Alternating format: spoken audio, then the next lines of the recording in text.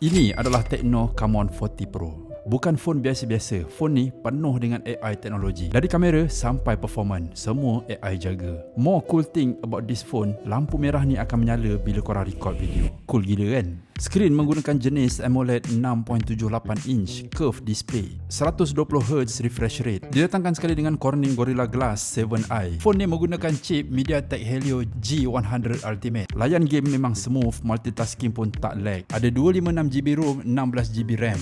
Layan game lama-lama pun no problem guys. Phone ni ada super cooling system yang dapat jaga suhu supaya maintain sejuk. Untuk main kamera pula ada 50MP menggunakan Sony LYT700C sensor. Tersedia ultra night kamera, low light no problem, gambar tetap sharp dan terang. Dan lagi best ada 8MP ultra wide angle kamera dengan AI distortion correction. Memang sangat sesuai untuk group foto. Depan ada auto focus eye tracking, 50MP kamera dengan ultra wide view. Nak group selfie pun senang, semua masuk frame. Untuk akses kamera dia pun memang sangat senang. Double tap butang oren ni, kamera terus on. Phone ni juga tersedia IP68 dan juga IP69.